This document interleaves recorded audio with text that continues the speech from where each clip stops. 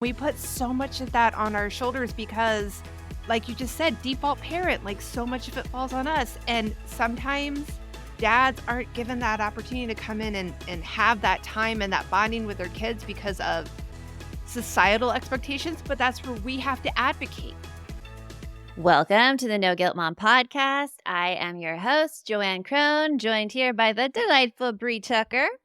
Why, hello, everybody. How are you? Bree, you can't see off camera, but I actually have my foot up on an ice pack. What When- happened? I think it is so, I hate saying this because it makes me feel so old. I think I have a bunion. And they're not I had a very odd conception of what bunions were, but it's actually the joint becomes misaligned and that's like the bump.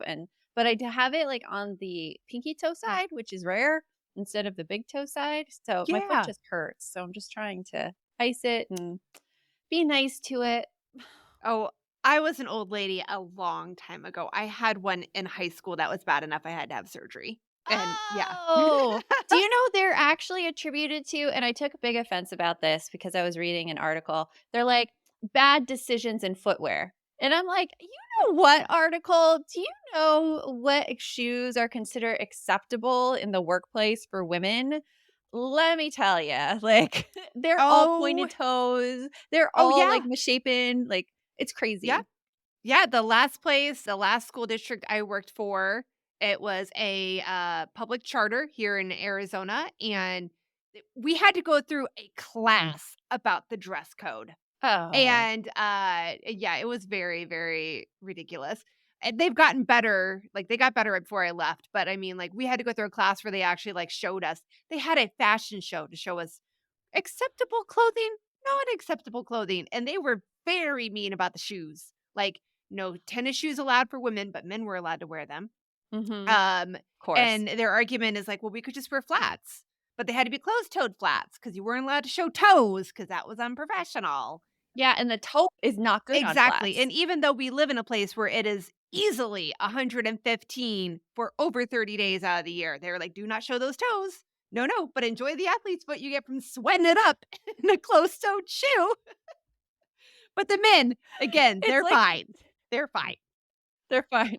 Were the men allowed to show their toes? No, they weren't allowed to show their toes, but they were allowed to wear breathable shoes, like tennis shoes and whatnot, not these closed-toed, closed-in, dress flats. That was the best we could get out of them. So. I think this not showing the toes thing is so funny. You can make so many jokes about that. It's they didn't want anyone profiting from foot pics at their school. No sly flip pics under the desk or making that side hustle. No toes, no exposed shoulders. It was a lot. Yeah. But that has nothing to do with our episode today, but it's still very interesting. It does. How? How would you say? Show me the segue. It's expectations for women. Okay. Expectations for women. There's expectations for women here. Today we're talking about this recommendation about spending a specific amount of time with every child you have each day, because this is something that comes up a lot in our balanced community, a source of guilt for moms that they just don't have the time in the day, nor when they try to spend this time with their kids even seem to enjoy it. So we're really going to break this recommendation down today. So look forward to that. And we have a shout out this week from our No Guilt Mom newsletter. If you get the No Guilt Mom weekly, you see that as soon as you bring another friend on board No Guilt Mom, we give you a shout out on the podcast. Sorry. And if you want, whoop whoop. And no, it's good. Calls for a whoop whoop. Here I am trying to be so efficient. And you're like, Joanne, let's just take time for some fun and some celebration, which I need some more of. I definitely need some more of. So let's pause for the Okay, whoop, whoop. Wait, if there's any video of this. Whoop, whoop. That's my little party thing. I wish that had a noise. I have a noisy one, but I think it'll blow my mic. We want to shout out Alyssa this week. Alyssa is a longtime No Guilt Mom member. She's part of our Balance program. We know her personally because she's been to our retreats. So shout out to Alyssa. And if you want to join the newsletter, please, there's a link in the show notes of this episode. And now let's get on with the show. You want mom life to be easier. That's our goal too. Our mission is to raise more self sufficient and independent kids, and we're going to have fun doing it. We're going to help you delegate and step back. Each episode will tackle strategies for positive discipline, making our kids more responsible and making our lives better in the process. Welcome to the No Guilt Mom Podcast.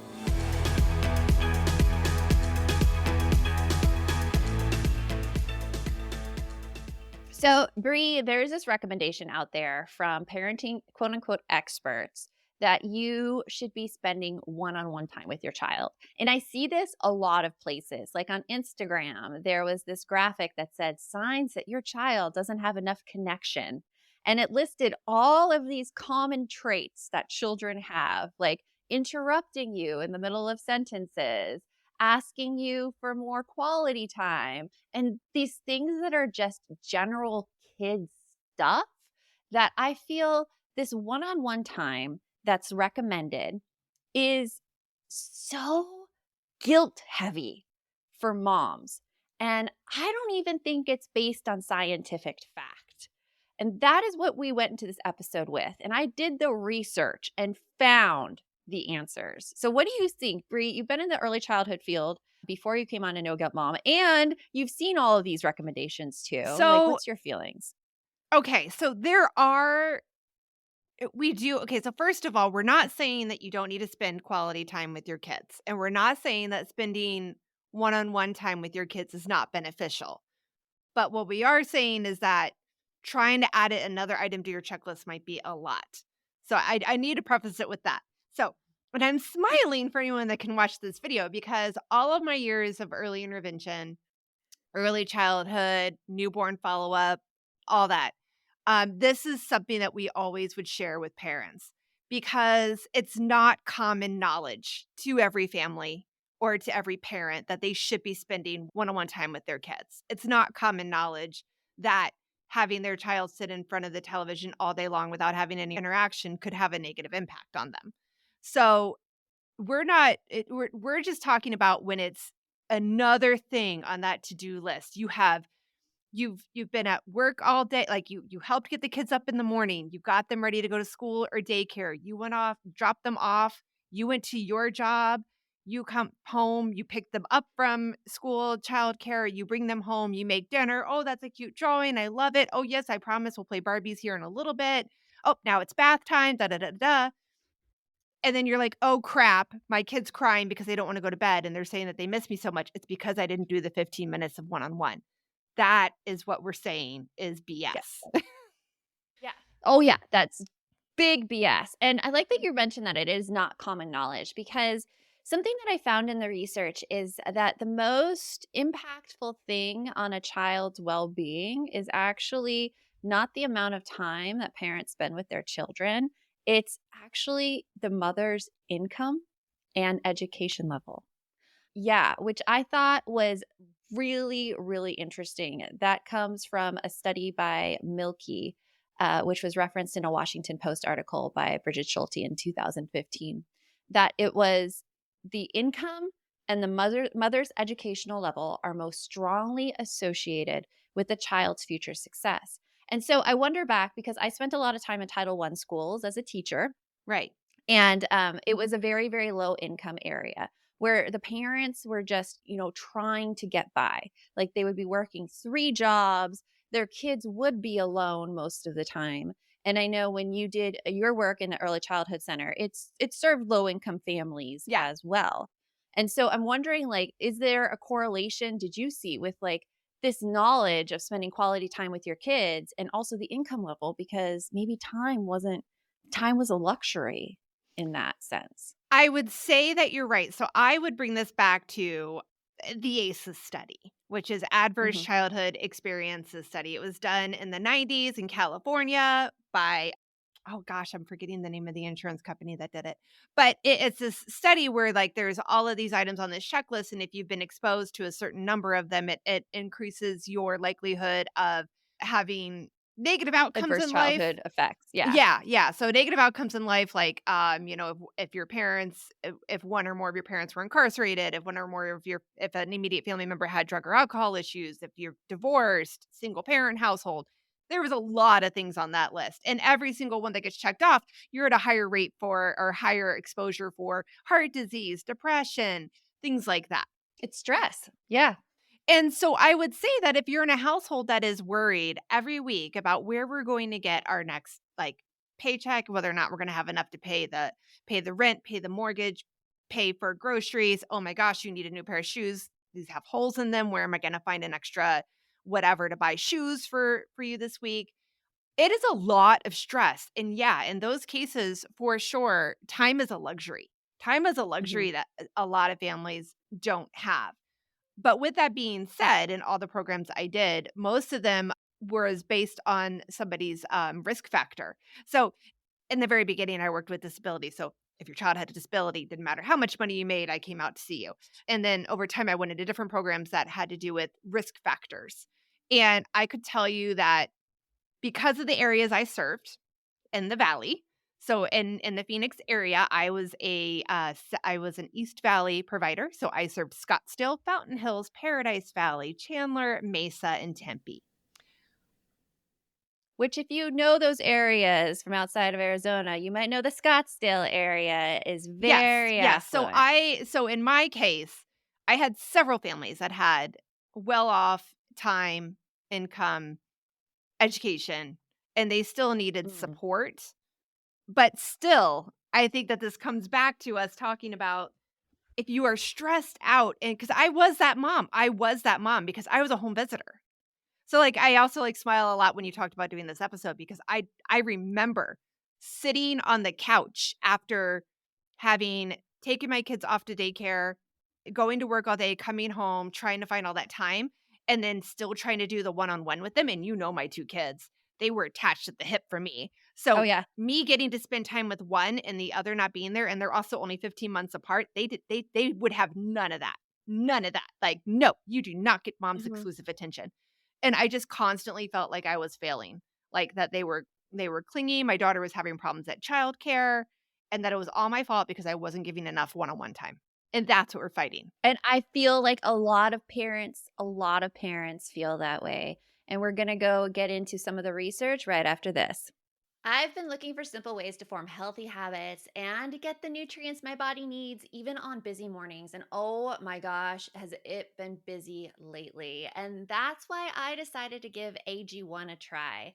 Not only does AG1 deliver my daily dose of vitamins, minerals, pre and probiotics, and more, but it's a powerful, healthy habit that's also powerfully simple. It's just one scoop mixed in water once a day, every day, and it makes me feel energized. Even like I still add the coffee on there because I like it a lot. AG1 tastes really good too, and I enjoy my glass every single morning. AG1 is a supplement I trust to provide the support my body needs daily, and that's why I'm excited to welcome them as a new partner. If you want to take ownership of your health, it starts with AG1. Try AG1 and get a free 1-year supply of vitamin D3, K2, and 5 free AG1 travel packs with your first purchase exclusively at drinkag1.com/NGM. That's drinkag1.com/NGM. Check it out. Hey there, I'm Debbie Reber, the founder of Tilt Parenting and the author of the book Differently Wired.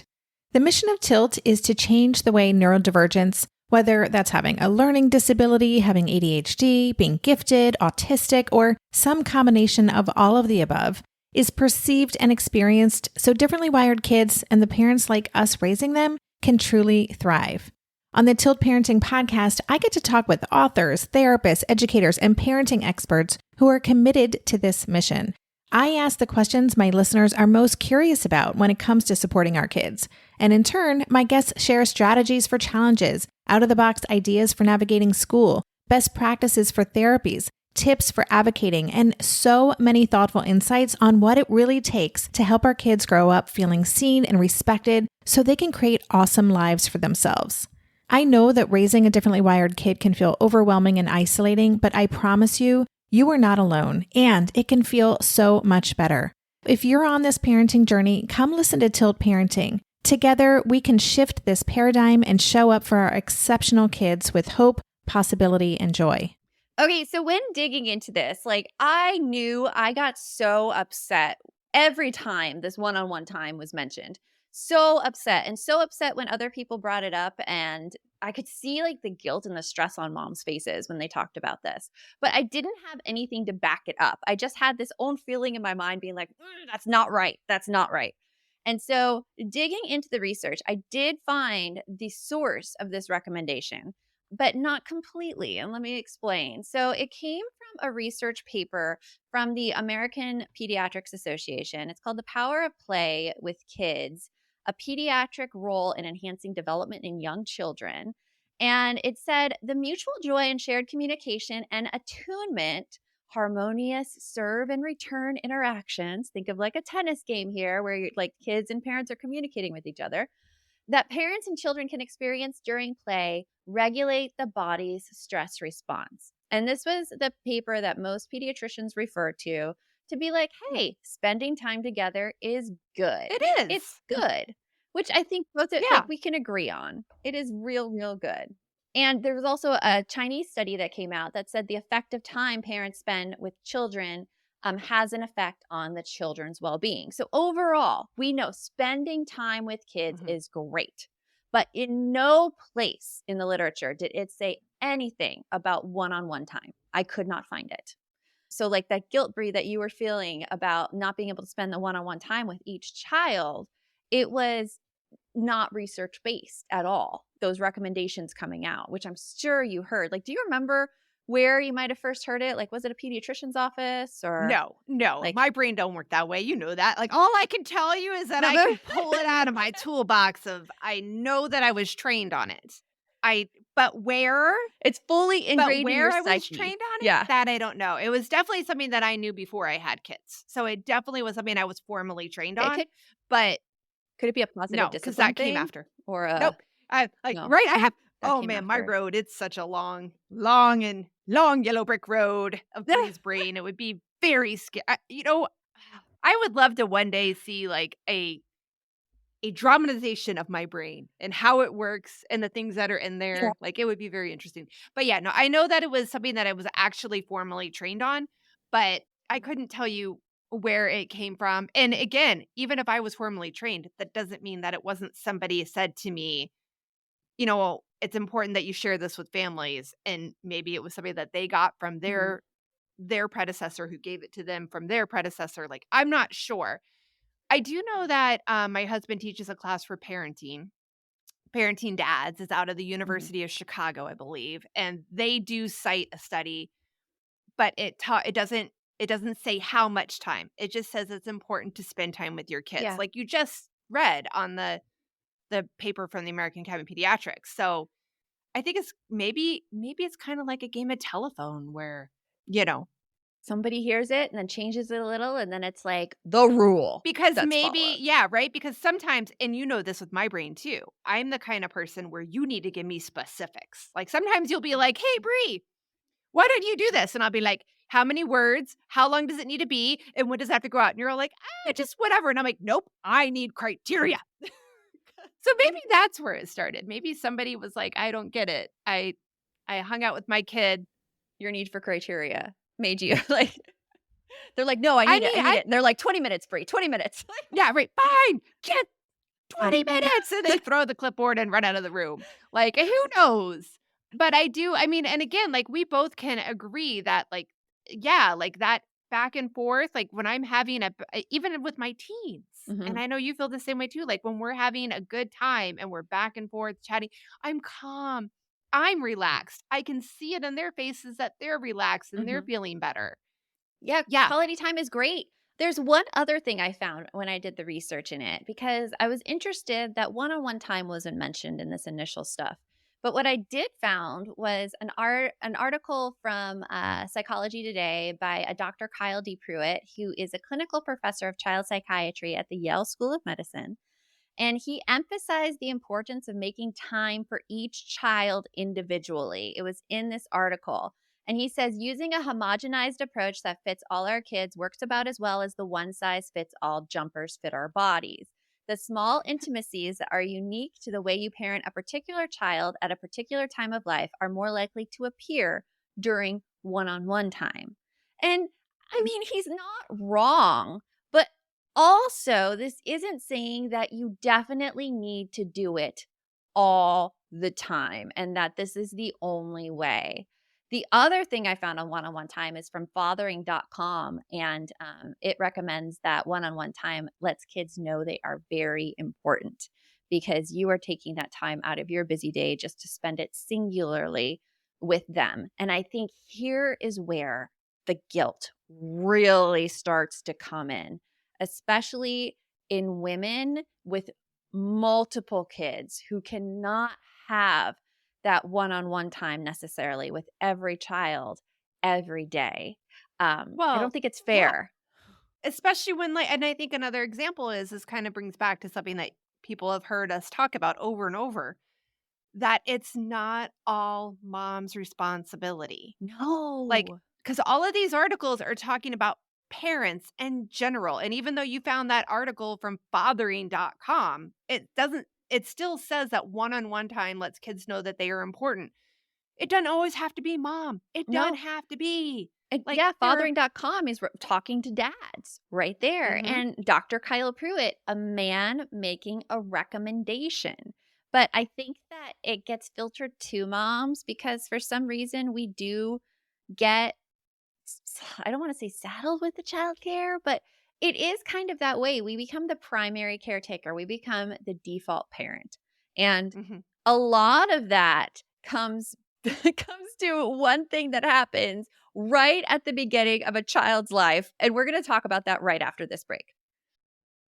Are you overwhelmed by the things that get in the way of you doing what you want to do?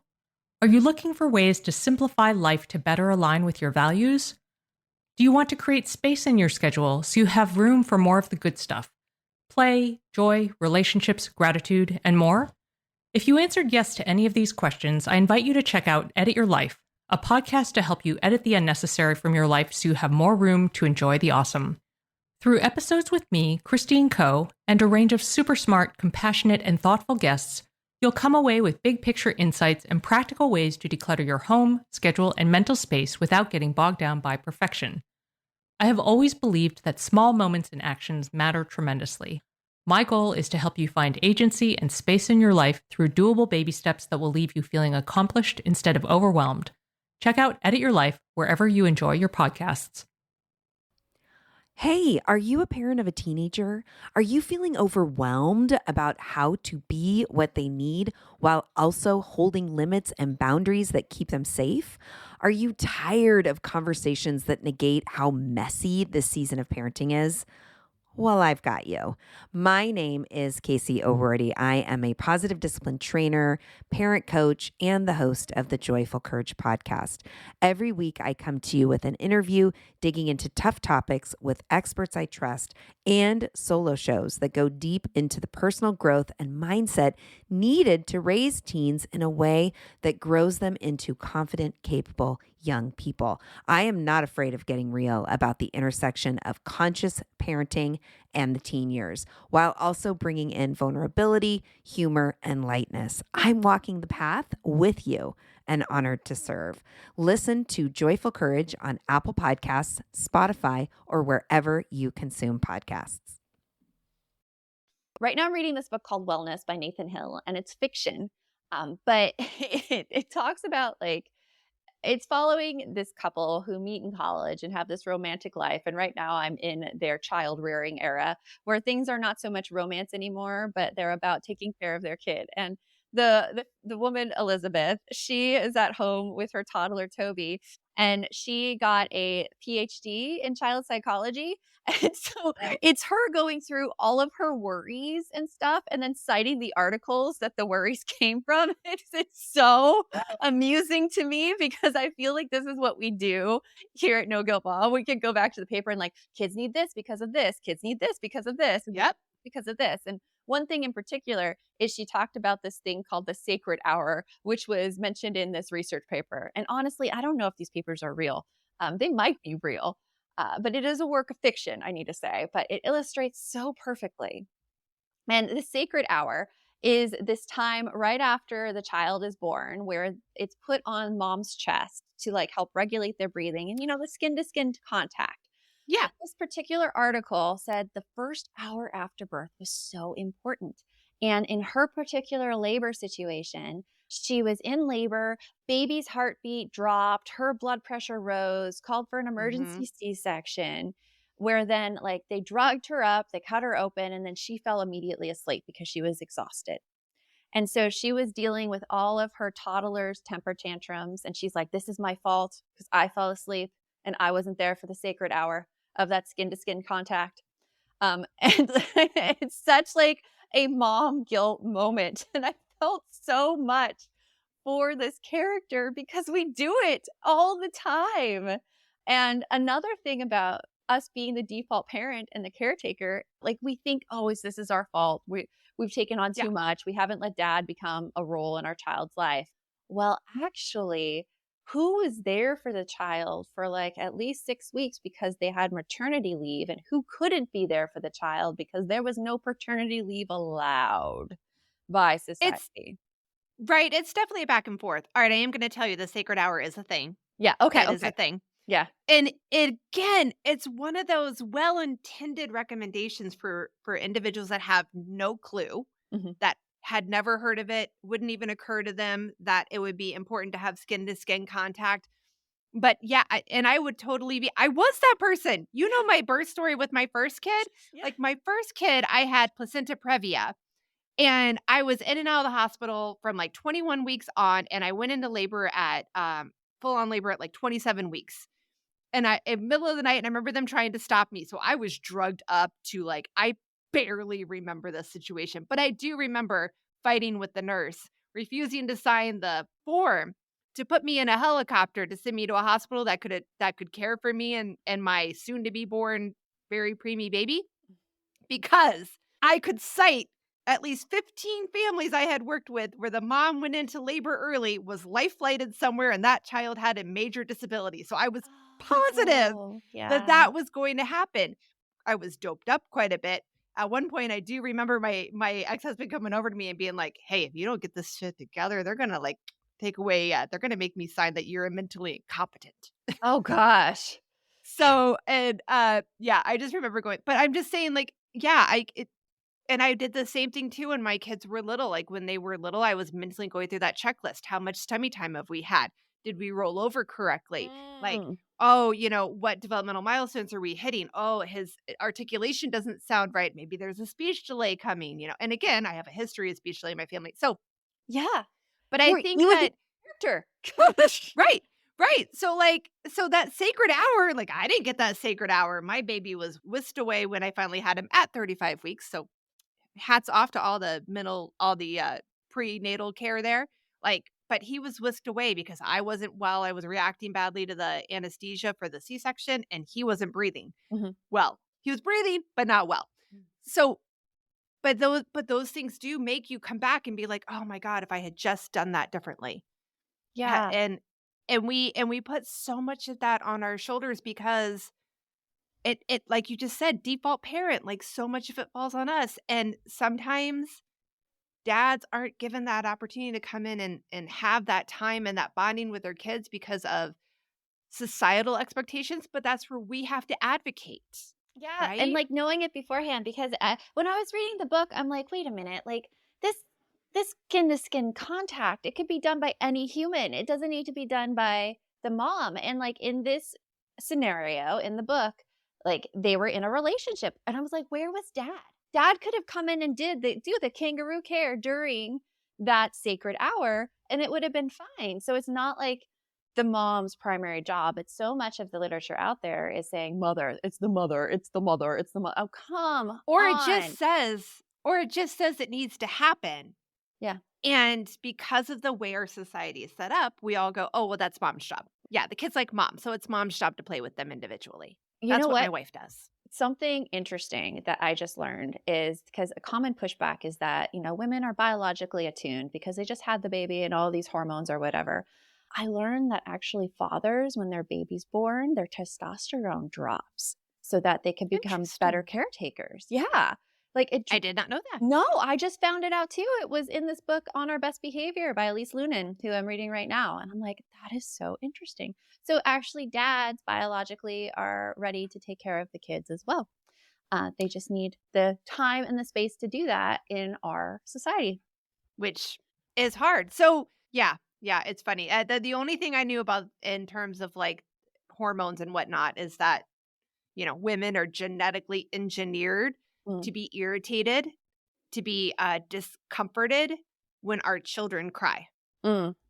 especially during that first year. Like we are genetically wired to have that bug us so that we didn't abandon our babies back in the cave days. Yeah. And because we were the food that source. stupid trait. That Mhm. stupid trait is still there. And that is why nails on chalkboard when our kids cry and our husbands can sleep right through it. And we're like, what? I didn't hear anything. What? They need to be hit. What? They need to be hit hard.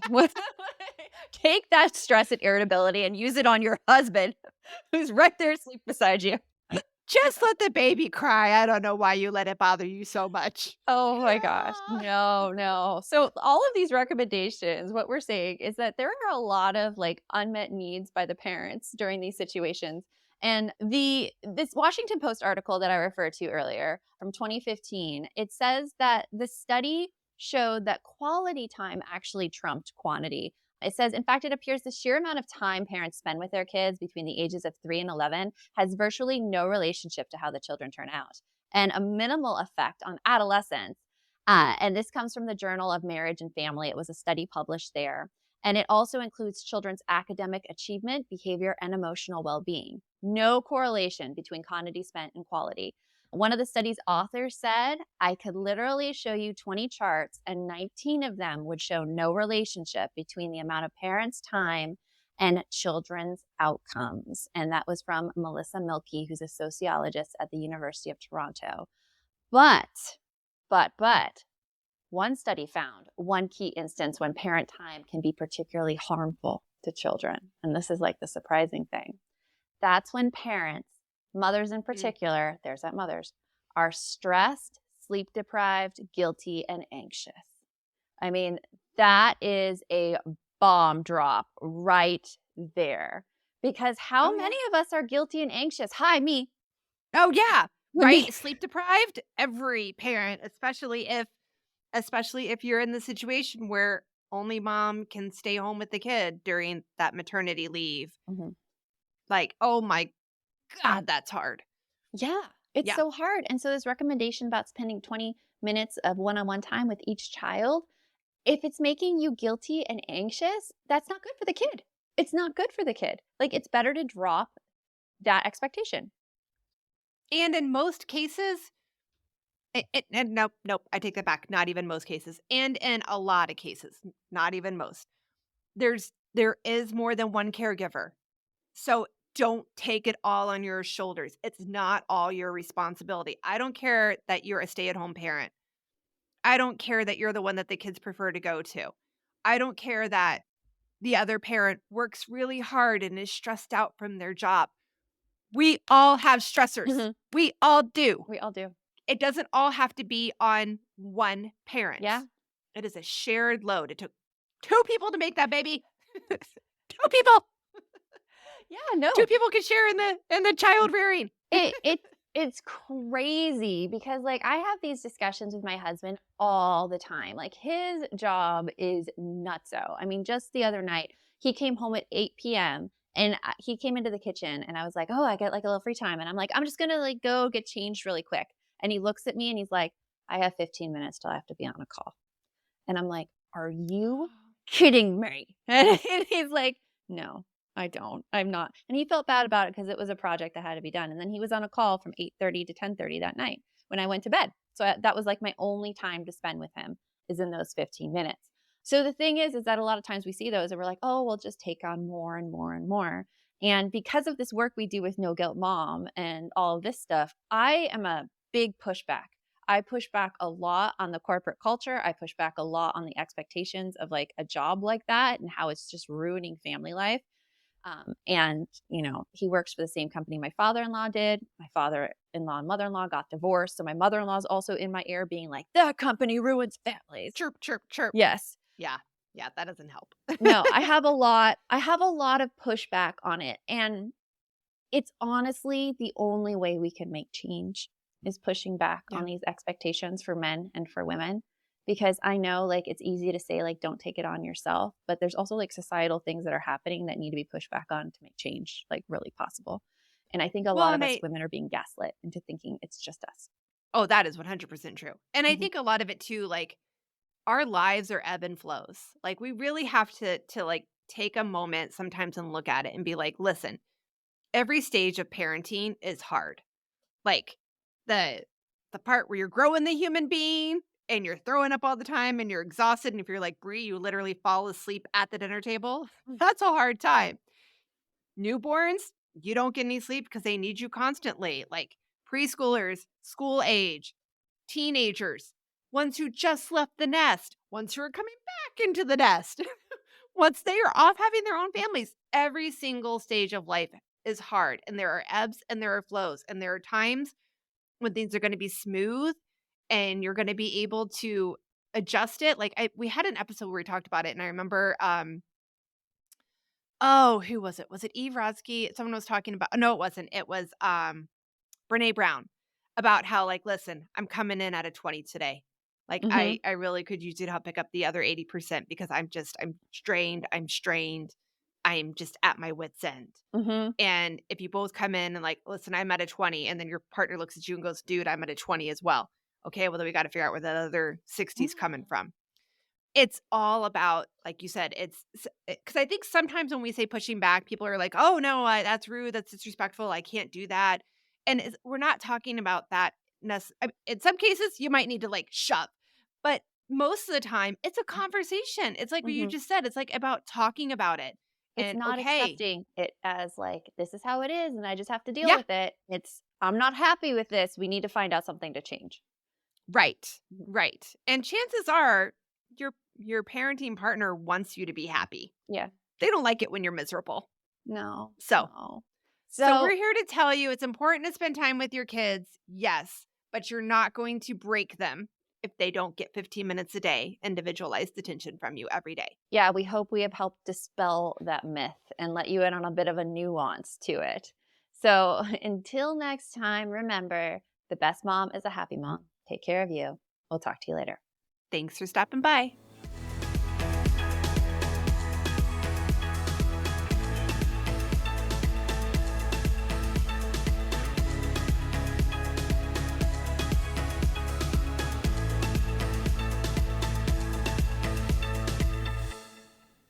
When it comes to raising kids, there's so much to consider. Things like, what do we feed them? When do we feed them? How do they sleep? What does it look like to raise kind kids? How does their nervous system work? How do I keep myself calm? What are my triggers? There's so much that comes into play, and we are distilling all of that information for you at Voices of Your Village podcast, where we bring experts in the field of early childhood and education and psychology and across the board so that you don't have to comb the internet for information. You get to show up and hang out and have shame-free, judgment-free conversations and insights into what it looks like to raise kind, empathetic, emotionally intelligent humans. I'm Alyssa Blask Campbell. I have a master's degree in early childhood education. I'm a mom of 2, and I am walking this journey right alongside you doing this work. Come hang out with me at Voices of Your Village, and we can dive into real conversations with actionable tips.